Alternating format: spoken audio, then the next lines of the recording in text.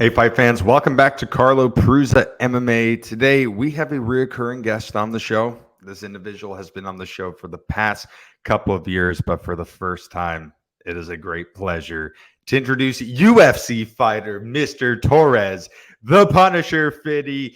Finney, a lot of ups and downs this past year, man. I mean, you had a year for the ages, a lot of big moments, big knockouts, big finishes, a lot of tough moments, but you stayed persistent. You went out there, third time was a charm, went out there on Dana White contender series against Abdullah Rami.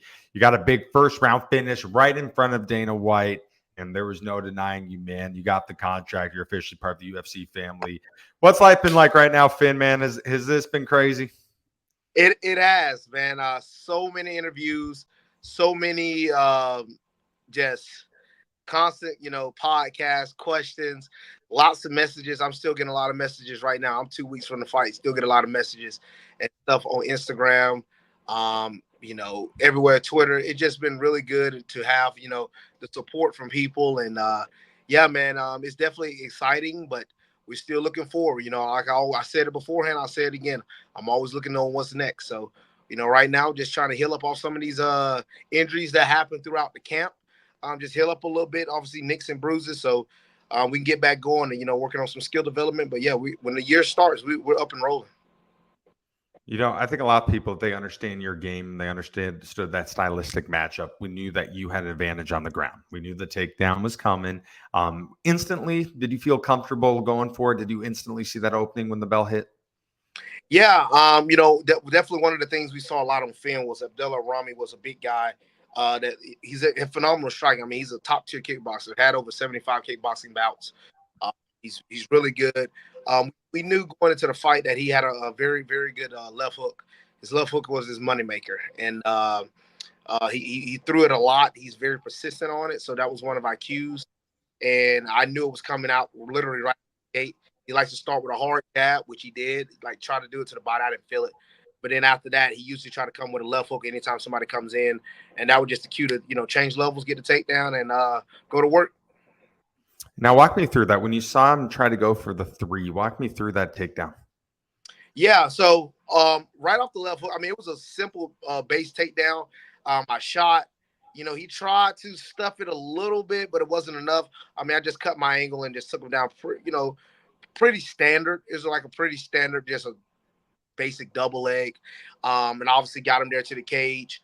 And most of the time I'm able to really feel early of like how a person's hips is going to be, and I knew how his hips was going to be pretty early. Sometimes it's hard to judge it based off film, because you see other grapplers go, you're like, okay, is he as explosive? Is he as not, or is he elusive? Is he quick? How does he twitch? Is he strong? It's hard to tell that sometimes on film. You look at it like when he goes with other opponents, it's hard to tell some of that stuff on film. But for me, it's that feel out process early on. A lot of people sometimes have that feel out process on the feet, but for me, sometimes I have that feel out process on the ground. And once I know it, it'll allow me to know what I can go to either quicker or slowly, or how I need to set it up. So yeah, that was one of those things that was happening to the fight, and like early on, I knew it was only going to be a matter of time before I find the finish. I think it was so fitting. You get him down, you start laying down the ground and pound. It was right in front of Dana White. I mean, you can't write a better end to this. At what point when you had him on the ground did you start realizing, oh, wow, I'm right in front of Dana? I realized it about when I actually had the head and arm in. When I had the head and arm choke, as crazy as it sounds, um, for a minute I thought he tapped, but he just tapped my shoulder. So it did allow me to loosen up a little bit. I wasn't planning to, but in theory, yes, because I always talk about like trying my best to do everything I can to have the perfect fight. If I finish that head and arm, that's a perfect fight. But I didn't. But I'm not mad at it because we got the trifecta, which is the ground and pound. And yes, with Dana White sitting right there in the camera angle, me getting the ground and pound right there in front of his face, that's just poetic justice, and it was phenomenal. So it just made the story that much sweeter and something to really rely on and see. So yeah, that was one of those. I would say October 1st of this year. That contender series fight. that moment, that's one of those moments I definitely remember for the rest of my life. Very similar to like my state championships. Both my state titles, those are just things I feel like I won't ever forget. But I think that's one of those extra moments in my life that I won't forget that. You were hitting him with bad intentions, man. I mean, you were unleashing like deadly, lethal, vicious, ground and pound. Were you surprised that it didn't get called off a little sooner, man? I mean, you look like you were really connecting there. Yeah, I mean, it was pretty like I was gonna keep going. And I always tell I don't stop till the referee pulls me off. So until that referee steps in, I'm punching and I'm punching as hard as I can. I knew I had him stuck. Um, and I also had my tie and I had my positioning and I was like, he's not going anywhere. So I just kept punching away until the referee pulled me off. For a minute, I was like, man, all right. Because if anybody remember, like I had a fight in Nashville and I punched on the guy like I think 110 times for the referee called it off all on the ground. Like he didn't move. He didn't go nowhere. I'm just sitting there unloading shots. So yeah, but that one was a lot more definitive and yeah, it was only gonna be a matter of time. I think it was awesome after the fight was over. You did a little dance for Dana White, man. I mean, you showed off those dance moves. Does that just spur the moment? Was that the plan going into it? That I will say that was a little bit of the spur of the moment. I just tell like I went over there to him. I said, "What more does a brother got to do? I've done it all." I said, "I'll be any of the middleweights you put in front of me. I'll dance all over them." And then that's when I started doing my dance. So some of that stuff just gets clicking off the top of my head. I just pull out whatever because I mean, I feel like this is for any fighter that's ever fought MMA. You feel like you're almost on top of the world anytime you beat anybody, especially when you step in the cage against another grown man and you go in there, you handle business. You could care how anybody look at you or portray you in some sort of fashion. You just want to go out there and like, hey, I'm celebrating. I've done my thing. I work hard because that's at the end of camp. That's at the end. You've done everything that you could possibly do, and to finally see yourself on the other side after so much hard work you put in. Yeah, yeah. All types of dances would come out. So, yeah, that's one of those things. How rewarding was that moment, man? Did it really come full circle at that point? I mean, you had to know that you did enough to get the contract at that point. Was it just like, wow, this actually happened? Yeah, yeah, because in the back, I was more of the fact like, I was talking to my coaches. It'll probably be shown, once they come out with the UFC Next Level documentary, whenever it comes out. I literally was like, man, what a crazy year this has been, and also along with the fact that, wow, look at like I always say, just look at God. Like literally a few weeks before, I was about to sign another contract to another promotion, and next thing you know, I'm in the UFC. After having another, I what's crazy. So every year, I always say I want to fight 3 times. That's my goal every year. I want to fight 3 times a year, and man, to see that, wow, I didn't think I was gonna get a fight. I was like, okay, that fight's in August. It's gonna be hard for me to find anything regionally. Yeah, I can force it and push it, but I was about to sign with another promotion, so timing stuff would have been done, and they had already told me they would probably wouldn't have me ready till next year. I said, okay, no problem. Give me time to just work on things, get better, and da da da. Then to get a call and say, oh, you're gonna fight again in 4 weeks, but again, another opportunity at the UFC. Just a lot of those type of things, man, they add up, and those are things that you just can't. Like I said it before. It's hard, you can't even write a book about half of this stuff. Like from the Ultimate Fighter to from last year's Contender Series to the Ultimate Fighter stuff to the viral knockout to the fight against Cam to Dana said what he said about me getting decimated to being brought back the following 4 weeks later to get a great first round finish right there in front of the boss. And then it's just been a wild year, man. It really has. And I thank God for everything that He's done for me, and I'm really blessed. I'm really blessed. Before you went back there, I know you talked to Dana a little bit in the cage. You shook his hand a little bit. Did he give you any indication that it was happening? Did he say anything that you finally got it? I knew I was getting it because in the back, his assistant came back there and said, "Give me all of your family's names that are here." That's when he made the Uncle Snoop, Auntie Dee Dee, all the different names called out. So yeah, I knew I was getting it. He was like, he wants to call out all your family's name, And I was like, yeah. And then the way the cameras were, like, so I've been, they select a few. Like again, I think Malcolm. Well, I know for Malcolm because they went out there. So Malcolm was one of them. But like they only select a few guys on the contender series to be decided to be on the UFC next level. And ironically enough, I've been selected every single time. Just this time, I finally got the chance to go all the way through with the contract. And compared to the last two times, take it back. The first time they actually did have the cameras there in front of my parents, but the last time they didn't. And this time they had even more cameraman looking at my family. So it was funny. My coach Larry was like, my mom was like, "Is he gonna get it?" She's like, he told her, he said, "Do you remember all these cameramen last time?" She's like, "No." But he's gonna get it. So and like I said, when the assistant came in the back and asked for my family name, I was pretty sure that I was gonna get it. It's pretty amazing, man. You haven't had an official UFC contest yet, but you're in the UFC record books. I mean, no one has won 3 times of a Dana White Contender Series. Me and Malcolm Wellmaker joke about this. On the regional level, you have a lot of guys who fight LFA, CFFC, Fury, all these great promotions. Your regional promotion was the Dana White Contender Series. I mean, I don't think anyone knows the hotel, the staff, the layout better than Torrez Finney, man. Like, that last time going in there, was it kind of like just, hey, I'm back, what's up?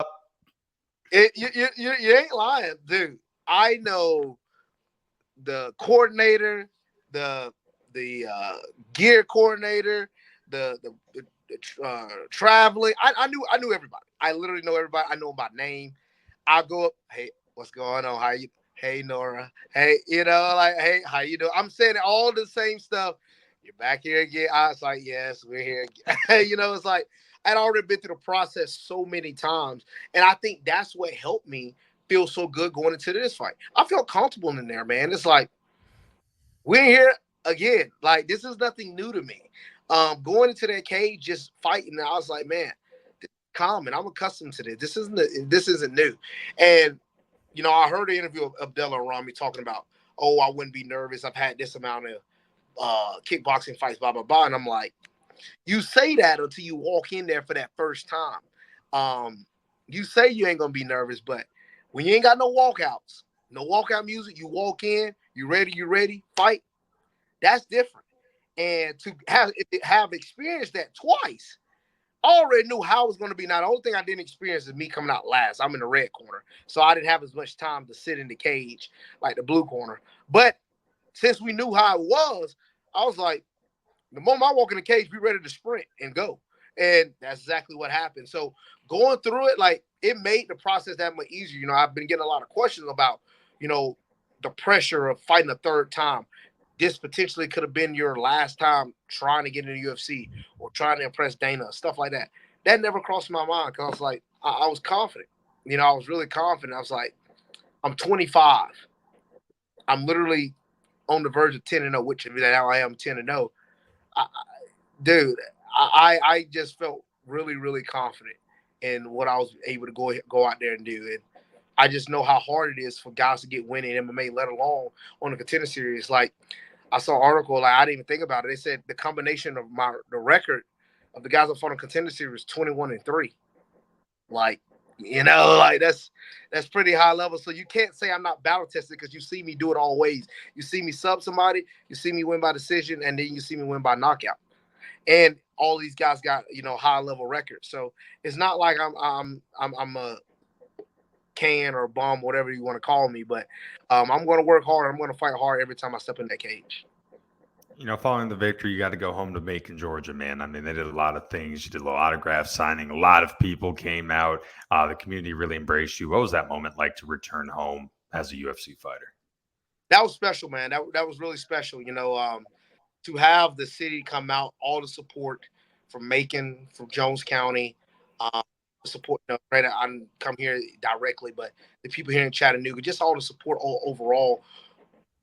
It was, just racing, man. It was a lot of love there, man, and it's really genuine, and just a lot of people that really believed in me. It's funny because I would have people say, "It surprised me that you're a fighter, but it doesn't surprise me that you made the UFC based off your work ethic, based how hard you grind." And that's one of those things, I tell people all the time, like, I never ever thought I'd be a fighter. Don't get me wrong. I never thought this would be my path. But anytime I put my head and mindset to something, I know I can go and accomplish it. And once I found my love for MMA, I literally said, this is what I want to do. And I know for a fact that I'll be able to do this top tier. And I just didn't say that. I say that confidently. And I've been blessed. And the people in Macon, the people in Jones County, the people here in Chattanooga, they have been very, very supportive of me. And I'm so thankful for everyone. Like they say, man, it takes a village. And don't just think you just make it to the UFC by yourself. You got to have a great team. You got to have a great support system. And I think I've been blessed with that. You have some great stories throughout your career, and I think one of the ones that's the craziest and the coolest, I think it was after one of your state championship wrestling matches, you saw this drill instructor guy, and he was like, man, you could go MMA. And you're like, MMA? What? Are you on crack? Like, what are you talking about? Now, obviously, you're in the UFC now and everything. Have you had a chance to talk to that guy since all this happened? I did. I had a chance to talk to him my pro debut. It was my pro debut. I actually haven't talked to him since. I don't know any way I can contact him or anything, but like I know exactly his face because I saw him in Macon when I was having my pro debut, and he was like, "What I tell you, and I was like, bro, you're right, man." I was like, I would have never thought this, let alone with me having my debut in Macon, Georgia. Then now I'm in the UFC, like that's it's crazy to think about, man. It's so crazy to think about when I actually sit down and think deep about everything.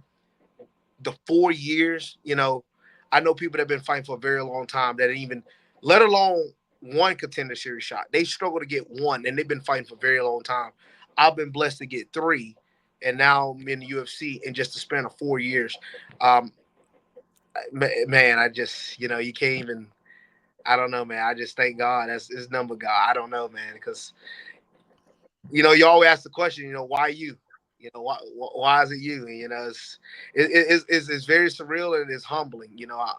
I don't ever take this type of stuff for granted because I know how hard it is just to even get here. So it is humbling.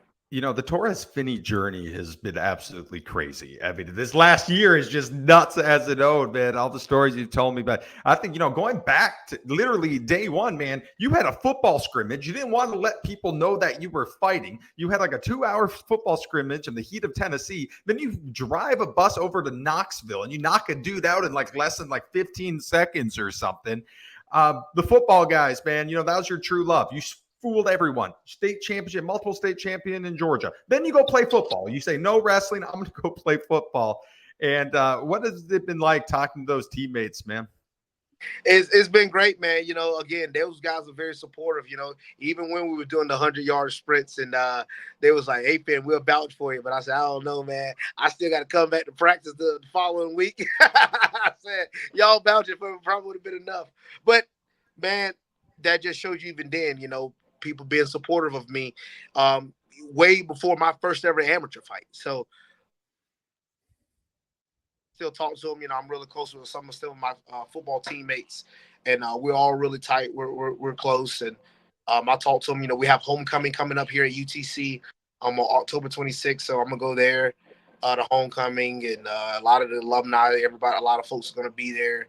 I'm also gonna try to go to the blue and gold, which is a wrestling scrimmage. Just to show my face, show some support for those wrestlers as well. So it's definitely been a journey, man. It's definitely been a journey. It's something that you just can't go out there and just make up. It's something that you have to definitely respect, and it's just one of those things where it is very overwhelming. It's so many people coming and talking and asking questions, and I've never signed so much stuff in my life. You thinking about like I've written papers. Heck, I've been in trouble in school before when you get the ISS and you have to write that same sentence over and over again. Well, I think I've beaten that record because I've had to write that same autograph over and over and over again lately. But it's definitely not something I'm complaining about. It's something I'm thankful for. And yeah, it's been a blessing. It really has. It's crazy. You have like over 40,000 Instagram followers. I could only imagine the stuff that people are sending you. Do you have any crazy story? I mean, are women, they maybe message you some crazy things? I mean, are you getting anything just like you looking at them and be like, what the hell? I will say I've had a few women come into my DMs. I have. And I've also had some like very like wild like racial stuff in my DMs from like people that are mad at me. Some of it is in Spanish because the last guy I fought is in Spanish. I remember the one last year when I fought Yuri, that one was in Russian. I would see some of that. I don't click on it. I would just copy it, paste it to like one of the translating, and I read it. And they think like, oh, because they put it in a different language, I'm not gonna understand it. So I read it and it's like, oh my goodness, it's some bad stuff, some mean stuff. People are very supportive of their individual fighters, especially in the contender series, because some of these guys like Yuri. Now Yuri's obviously from Connecticut, but he also represented a little bit of Russia. And then you also had like Cam from Australia, and then you had Arami from Spain. You having these guys like represent their sides, and them people in their countries don't like that. They don't like when you beat their boys. So I definitely hear it from their fans. But sometimes I get their fans to come in and congratulate me. So it definitely goes both ways. You've had a lot of great moments in your career. There's a couple of them for me that I think, are just outstanding. It's nothing to do with fighting. First off, you had to wear a weight belt just to make weight because no one wanted to fight you. So you decided to fight at heavyweight. I think we talked about before, but let's tell this story again just because it's amazing. Hey, definitely one of my favorites. So I was fighting a heavyweight fighter, Jake Zog. My second fight, we went through like 26 or 27. We through 26 guys at least. And we couldn't find a single person to say yes. We had a guy say yes, but he pulled out 2 weeks before the fight. We did a fight because I had sold so many tickets. And they went with Jake, went with a heavyweight. And I didn't know at the time in Tennessee, they have this cruiserweight division, which is 225 for the professionals. This is only in Tennessee. So meaning you cannot go past 2 weight classes unless you are amongst that weight. I, at the time, was only weighing like 215, 216. And because I was like, well, I'm not going to cut any weight since I ain't got to. Well, you have to be at least 225 and up to fight heavyweight here in Tennessee. We didn't know that rule set until like the day before. So at heavyweight, you can weigh into anything, So, heck, you can weigh into anything, anytime. Like, I remember Israel Adesanya weighed in with a pizza box. He still made weight, fighting at light heavyweight. So, it don't matter what you weigh in as long as you come in on weight. So, with me, I put on my jacket, put on my weight vest. I put the weight vest on first, and then I put the jacket over the top of it. And I walk in, get on the scale. It said 228, so it added whatever extra pounds, like extra 12 pounds to it. Got off, took it off. So I actually walked in the cage probably more around 215, 214. While he actually had to cut weight to get to 265. So yeah, that was one of those wild stories. No, absolutely crazy. Obviously your team, your family, everyone has been with you through this journey. Matt, Trevor Peak, obviously you guys train a lot together, a lot of extreme couture, going to Colorado, going for his fights, him going for your fights. Your first round management agent, Mr. Ray Horner. What was it like being able to celebrate with those guys and knowing, hey, we accomplished the mission? Man, that's one of the things now. That's what gets to me.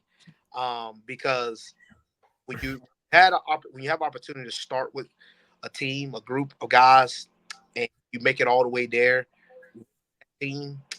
Oh my gosh, it's just beautiful, And I did tell them a promise, and it's a blessing because I'm going to be able to fulfill that promise, Lord's willing. But I said if I get to UFC, the corner I got today will be the corner that will be with me in the UFC, and that was my first ever amateur fight. I said that, and Matt Harris, Peace, and Larry Scott would be in that corner my first year, as I promised, and those type of things get to me because people know how hard it's hard to get this far, and I've seen a lot of good fighters in front of me when I first got into the game that were really, really good, they just fall by the wayside. So I'm very thankful to be able to stay with my team and stay with these guys all the way. And then another thing, yes, first round management, boy, Ray is my dog, man. He really is, dude. That guy, he vouched for me at a time, to first get signed by first round when I was an amateur. When at a time they wasn't signing amateur, he stuck his deck out. He literally stuck his job out on the line to sign me to make me his first signing. And man, I told him, I said, I'm gonna do everything in my power to be your first UFC guy. So I said, now granted, I know he's gonna still go out there and sign, which he still ain't got no. I'm his first, but I said, you be mindful you sign. Just get some very early on pros. Let me be your first UFC guy. But not taking nothing away from him, but he worked so hard, man, and my gosh, man, I'm so happy to have that guy in my corner. I'm so happy to have Malky, Abe, man, we had a lot of conversations, man. We've had a lot of conversations over the past year, from trying to get in the UFC to contract talks to finding opponents to what's next. And we've had a long ride, man. And yeah, man, that's those guys are really, really, really dear to me, man. They really are. Those guys are really dear to me. Yeah. It's kind of crazy because we've talked about the Contender Series so much. Obviously, 3 interviews now, 3 different fights. The focus for the last year was getting to the UFC. You're in the UFC now, man. But is the mentality, is the mindset like, now is where we start? Yes, but this is just the beginning of a journey. The beautiful thing about me is it's like nothing really changes too much. I always going to continue to keep getting better. It's not like, oh, you made the UFC, here we go. Oh, lolly dot. No. We got to still continue to keep getting better. It only gets tougher here. And I already grew and like learned from that mentality anyway. I see myself when I go against certain guys and say, okay, we can't make that mistake. Okay, we're going to do this better. Okay, we're going to do that better. I already train full time and I already stay fully focused on what I do. I'm big about doing everything I can to get myself better. So I'm not sitting here just relaxing, like, yeah, got a few bumps and bruises here. And then I know I got that 30-day, medical, like being not to be active yet. I said probably I needed it, but I didn't take no damage in the fight, but they still gave me one. But I was like, okay, no problem. But it's hard for me to not stay away from it. Like, I still go out here roll. I still go out here and spar. I worked out today, working out tomorrow morning. Like, it's something that I love to do, man. I really love this stuff. So I've already treated this like I've already been in UFC. It's just now I have the official title, the official naming next to my name, but I've already treated myself like I've already been in the world's biggest promotion.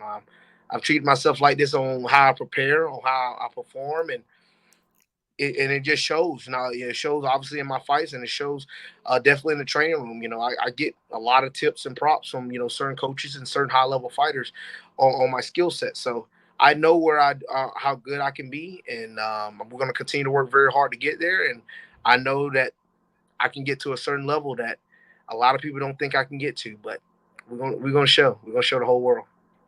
I imagine that weight cut, having to do 2 of those in about 4 to 5 weeks there. That can't be easy. I mean, obviously, man, you're a big dude. There's no hiding that. You're like a Yoel Romero type figure here. Do you think, is that part of the reason why maybe you got the medicals? It could be from that cut, man. Was that tough to do that, like almost back to back? Yeah. He was like, I'm gonna give you a 30-day medical suspension. Thank you. I need it because they actually gave me a 30-day Cam Ralston fight because of my nose. It started bleeding, and I actually had a 90-day medical suspension. But obviously we got to overturn because I had to get X-ray to make sure nothing was broken, which obviously nothing was broken. So it was just a cartilage that was bleeding. So there's just only 30 days, but yeah, a brother definitely needed it. Look, cutting weight twice in the span of 6 weeks is, oh my goodness. Like, I got done for the rest of that because you fight on Tuesday. For the rest of that week, I did stay in Vegas after that camp fight. Stayed in Vegas. A little bit of following days, a few days after I got back to training, but I still was eating whatever I wanted, and I was like, I'm good now. And then I get a call. It's like, you want to fight in 4 weeks? And I'm like, what? Yeah, but the opportunity was too big. I said, no question. And it's not like you're going to lose what type of shape you're in 1 week. You're fine. It's just the fact that I had no problem fighting, was more about cutting again because I had already gotten back up about 25 up all the way back up just about. So I was like, yeah, man, that weight cut again. But we handled business, and it was an easy weight cut. It wasn't rough, as I thought it was going to be. Maybe because my body had already been adapted to it just a few weeks prior, it was easy to cut that weight just like that again. Obviously you're a huge fan of mixed martial arts. You watch it. You were watching the Contender series. You had some friends of yours who were able to make it on the show, some guys that you trained with. Did that kind of fuel you a little bit, man, when you saw them win, you saw them get their moment? Was that like, man, I'm going to be there. I'm going to be there? Yes, dude. Like, let me tell you something, man. When you see guys, we saw early this year, week 1. Oh my gosh, what's his name? Mansour. Abdul Malik. Didn't see Malcolm. Granted, Malcolm fought the week after me, but still, me going on there a third time, seeing Malcolm win, dude, those were like phenomenal. It was so great to see those guys go out there and perform, knowing I've trained with or fought in the same part with them. Me and Malcolm, I know Malcolm really well, so it's great to see those guys, and you can only do nothing. It's like, man, it's almost motivating you. Like, okay, I gotta get on my rope now. Like, all right, you got to go ahead and handle your business. And dude, I was so pumped. Like, I told Malcolm, I actually said it here on the interview, was like, I jumped up in here so loud and so high because I kept saying, I was like, that's only going to last for so long. I was like, he's doing all this touch point fighting. And I'm like, Malcolm got a nuclear bomb that's waiting to go. Like, I didn't know when it was going to happen, but I was like, this is not going to last too long. Next thing you know, he came in, boom, right over the top. And I'm like, oh! So it's so great to see guys like that, work real hard. And again, that's why I love his story. He's been there with Kempo, with Fagel and all those guys for so long, and he stayed with them since the beginning, man. And now look at him. He's in the UFC with his original crew. I love that, dude. Everybody thinks you have to go. Now it's great. Look, it is great to go to these other schools, other places to see different looks, different bodies, things you might have to work on. But there's something about having that home gym where it can mainly focus on details of you and things that you can do. You might not always have like the top tier of training partners, but you can always go and get those rounds. I feel like having that homegrown gym where you can build guys up. Heck, Bilal Muhammad talked about it. Bilal Muhammad said, man, I got a lot of guys, regional guys in here that were, granted, he got maybe I think 1 or 2 guys in the UFC, but I got a lot of regional guys I work with. He said, I don't go around traveling too much. Now, granted, it's different when he has to go with Habib camp. That's obviously very helpful. But he was talking about the same thing, man. Like, he just have his crew. And I think that's really cool, man. And I feel like me and Malcolm are very similar. We got our crew, man, and we're going to ride or die with them, man, all the way to the top. Okay, speaking of Malcolm Wellmaker here, so now we have Georgia mixed martial arts. We have a couple guys like Cody Durden, he's from Georgia. Now you got yourself. You got Malcolm Wellmaker. Between you and Malcolm, who's the face of Georgia, man? Who's the face of Georgia mixed martial arts? Who is it? Hey, look, I'll say this.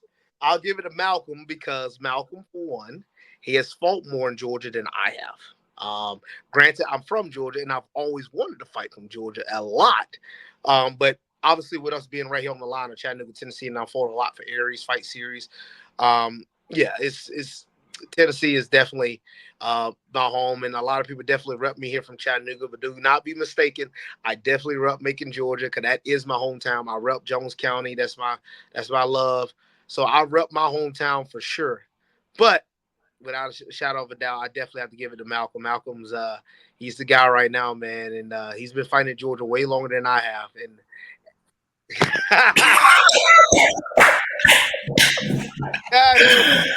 think I want to do this? What's up? Thank you, dog. That means too much coming from you, man. Too much, man. You're too kind, bro. You are, man. Hey, thank you, brother. Thank you. All right, so Malcolm, congratulations to you, bro. It was no doubt in my mind, in my auntie's heart, bro. We knew it was gonna happen, man. Carlo hit me up immediately. I mean, it was just an absolute celebration amongst me, all the people in my circle. We all so happy and we all so proud of you, bro. Well done, bro. Malcolm, what was your reactions like? You know, when you watched him literally get the guy right in front of Dana, start teeing off, get the victory, man. What was you and the rest of the gym? What were the reactions like? Hey, when he started dancing and you see Dana smiling, I knew it was over with. I knew it was a wrap, bro. I knew it was a wrap. So, you know, just waiting to actually see him, you know, give the contract, you know, compliment Torrez, you know. I mean, what a journey, man. It was just this absolute, you know, satisfaction, this fulfillment of a long, hard journey we all felt personally. You know, watching him say the things he said the last time he was there, it hurt my own heart. You know, so to see you come back, see you have such a dominant victory, and to see him truly give you your flowers like you deserve, bro. We all shared that victory together, man. It was beautiful, man. Oh man, thank you so much, brother. I thank you for all the support. You already know you always got my support as well. Man, I love y'all guys, man, and like I said, I'm definitely gonna have a time to come down there. I'm about to come down. Yes. I would love to, bro. I would love to, man. We definitely got to link up, man. Take some pictures, send them to my auntie. Like I said, bro. Carlo, you don't know, but my auntie is like one of the biggest fans of Torrez, bro. She always texts me. She always be watching his fights. I literally will go to my auntie house on a Sunday. She'll be rewatching his fights. Like, she loves him, bro. She loves him. So, yeah, man. We got Torrez going on all the time down here in Augusta, Georgia, man. Awesome. So before we end this, we do a ritual. Every time I talk to Torrez Finney, we got to talk a little bit professional wrestling. We got to talk a little bit of WWE, and I think a fitting way that both of you guys can participate here. You know, Torrez, before the fight, I asked you the journey. What did that signify in WWE? And you're like, oh, Cody Rhodes, obviously trying to finish his story, you know, just trying it multiple times, get the job done. Now going forward, as you're trying to make your run into the UFC, trying to chase belts, try to chase the fame, the glory. Who are we now? Who resonates you? What character in WWE? That's a hard one, man. That's a hard one, but I'll throw one out there. Maybe a stick. I would say a little bit close to John Cena. All right. So Cena had to get on the good side of the boss. They actually was about to cut him. Per se, because they didn't like how he was, you know, doing his thing, and then he found his niche, which was the rapping, bringing the rap towards the WWE and doing his thing. And I feel like I bring a different persona towards the UFC than usual. Yes, I'm short for my division. Yes, I'm muscular and built differently, but I think that's what's different to what I can bring to not only my division, but obviously to the UFC. And then obviously I feel like, you know, what I'm able to do on the mic, you know, and I just feel like there's just some, you know, some qualities that I definitely have of myself, but a lot of things that I can definitely continue to keep working on. And I think that's very similar to how Cena was. He knew he had a lot of good qualities. He built up on top of that, along with building up his weaknesses. So I feel like that's one of my things. And yeah, we're going to only continue to keep getting better. All right, Malcolm, what do you compare yourself to? If you had to go with the WWE character, who's the Malcolm Wellmaker in wrestling? Torrez, answer it for me, bro. I don't want to embarrass myself. I ain't got no names, dog. I ain't even gonna lie to you, bro. I ain't got nobody, bro. Torrez, who is it? Who is it for him? Man, I'm between like a Shawn Michaels. That's what I was going. That what you think? You think Carlos? I think a Shawn Michaels or a Seth Rollins. Yes, I could definitely see a Seth Rollins. Yes. So those top tier, Malcolm. They are really top tier. I done heard Shawn Michaels plenty. I done heard that plenty, so I'm good with it. I trust y'all, bro. I trust y'all, dog. Yeah, man. Definitely. But I can definitely see Malcolm with like he definitely has his Malcolm is similar to like how he's able to bring along like his people up along to the top with him. And I think that's just like something like very similar as you saw Shawn on like the back end of his career was able to do. A guy like Seth Rollins is able to do, just bring that energy. Malcolm brings a different energy that I really enjoy. It's different. You know, you can feel it in the cage. You can feel it when he walks in. You can tell it's confident fighting. So I like that. You know, I like that. So it's much, man. You see him fight. Hey, Malcolm, do you think he beat your victory celebration? You think Torrez had a better celebration on the contender? All day, bro. All day. They need to make that an emote on the game, bro. Like, hey, that was the one, bro. That was the one. I might hit it after my next win. I don't know. Let's see. Yeah, bro. That was just top of the head, dude. No, you deserve your celebration, bro. You worked hard to get there, bro. So I love it, man. Everybody loved it, bro. Everybody did. Thank you. All right, Torrez, last question, my friend. Obviously, you got there. The contract secured. That's part of the journey that is over. I know you mentioned that you want to get back in action next year. What is the game plan for next year? Is next year going to be maybe the breakout year for Torrez Finney? In a perfect world, we're still looking at 3 fights? Yes, we're still looking at 3 fights, man. I said every year, my goal is to get 3 fights in on the year. Yes, trying to get those 3 fights in, 3-0. Let's start off with the UFC, and we'll by the end of the year, let's start negotiating for the next contract. I'm confident in what I'm able to do, and man, when you're 10-0, going into the UFC, there ain't much easing somebody into anything. You gotta hit the ground running hard. So we're looking to try to get in there, early next year, and see where it goes from there. But I'm really confident, especially anybody at the bottom of my division, allowing myself to work up. I'm very confident against anybody in that division. Awesome. Well, guys, thank you so much. Finney, I appreciate the time. As always, I'm so happy for you. Malcolm, thank you for popping by here. I know you wanted to return the favor of him crashing. Thank you for the opportunity. I owed him some get back. He surprised the hell out of me last time. So I'm good. I'm happy. I'm satisfied, bro. Oh, man. All right, so we got to end it one way. We always end this on the show. I'm not going to sign this off, but I want to help Torrez a little bit here. I want us to all do the beginning, and then I want Torrez to finish it. So we're going to do a little rock on 3. 1, 2, 3. And if you can smell, what Torrez is cooking.